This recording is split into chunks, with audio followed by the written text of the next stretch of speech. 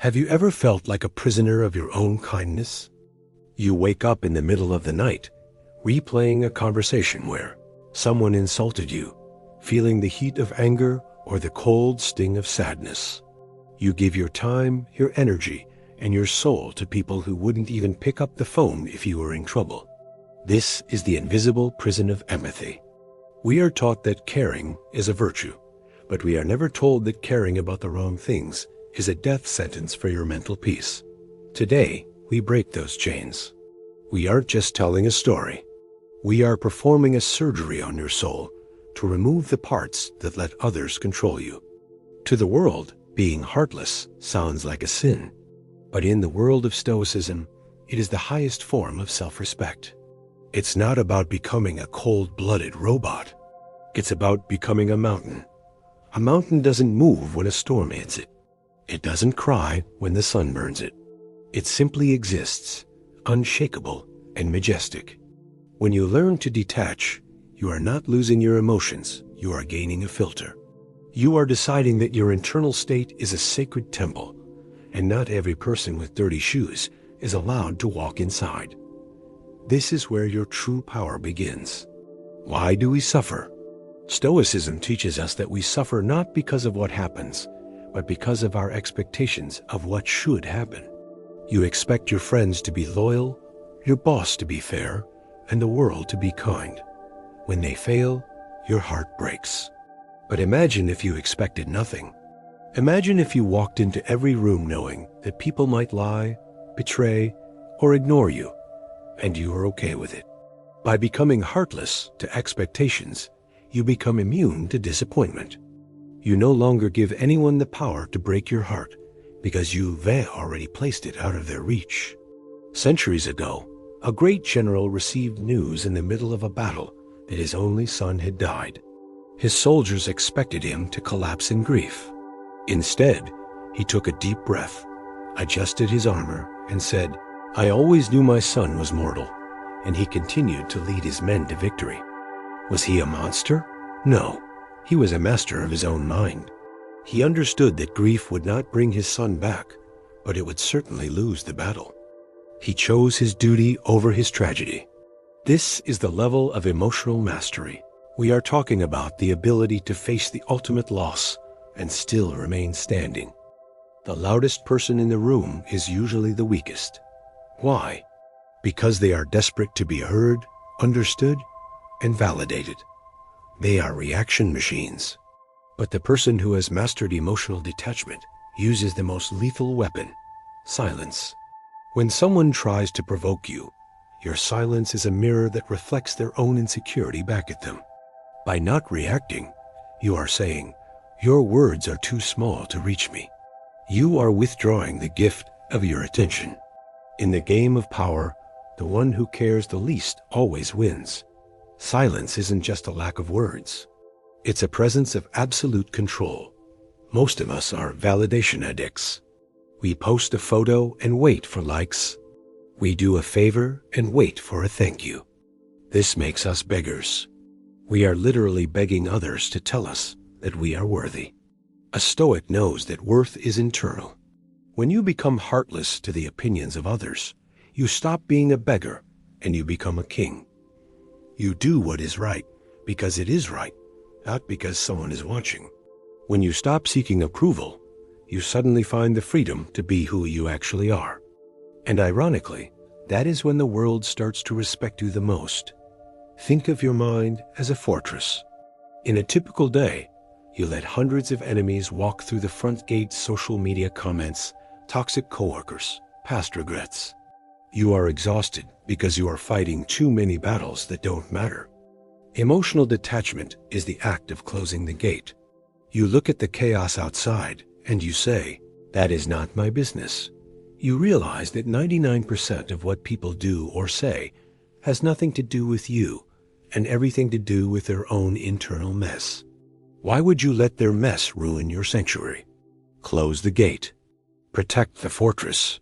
Every time you get upset over something small, you are paying for it with your life. Literally, stress shortens your lifespan, clouds your judgment, and steals your joy. Is that person who cut you off in traffic worth 10 minutes of your life? Is that hateful comment worth your afternoon? Of course not. Being heartless is an act of extreme economy. You are being stingy with your soul. You are saying, my energy is too expensive for your cheap drama. Once you realize how much your peace is worth, you will stop giving it away for free. Many fear that by becoming detached, they will lose their friends or their loved ones.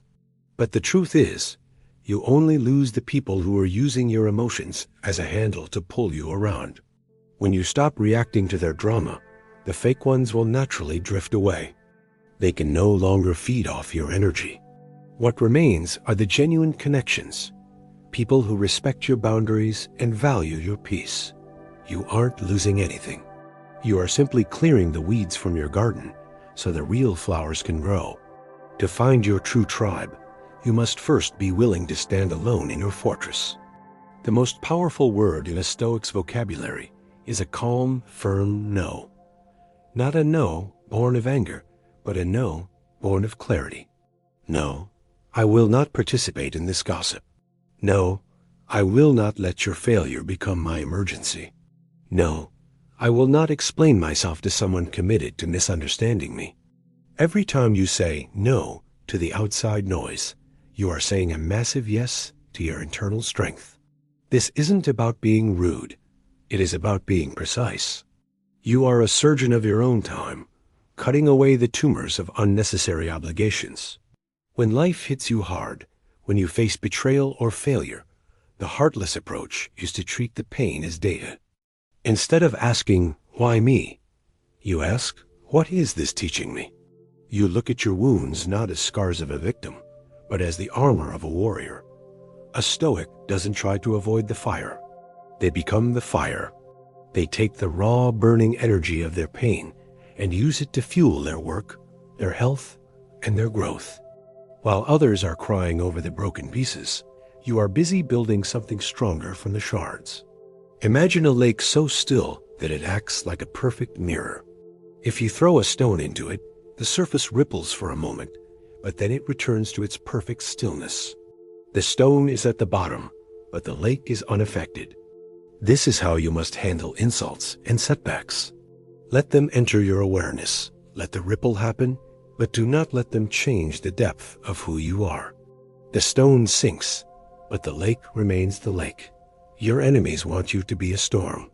Surprise them by being the still water that swallows their stones without a sound. The moment you stop caring if people think you are good, smart, or successful, you become dangerous. Why? Because you can no longer be controlled.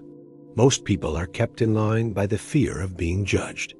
They live lives they hate to impress people they don't like. But when you are emotionally detached, you are free. You can fail in public and not feel shame.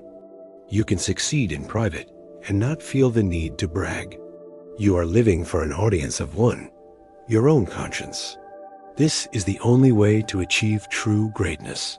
Observe the people who truly command respect. They aren't the ones talking the most or laughing the loudest. They are the ones with a quiet, heavy presence. They listen more than they speak. They observe more than they react. Their energy is contained, not scattered. By being heartless to the trivial, you can serve your spirit for the vital. People can feel the weight of a man who is comfortable in his own silence. They realize that your approval cannot be bought with flattery, and your spirit cannot be broken with threats. You become a pillar of reality in a world of shadows. A lion does not bark at every dog that crosses its path. It doesn't need to prove it is the king. Its presence says it all. When you adopt this Stoic detachment, you stop fighting small battles. You realize that most people are just acting out their own traumas and insecurities. You don't get angry at a barking dog, so why get angry at a toxic person? You smile, you nod, and you move on. You are a lion, and your energy is reserved for the hunt, for your mission, your purpose, and your legacy. Let the dogs bark. The lion is at rest. Tonight, before you sleep, make a decision. Decide that you will no longer be a victim of your own emotions. Decide that you will be the master of your fortress. The world will try to pull you back into the chaos.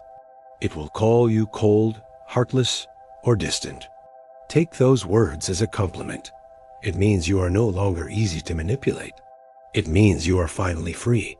The path of the heartless Stoic is not an easy one, but it is the only one that ends in peace. Are you ready to close the gates? The choice is yours. Now, go out and be the mountain.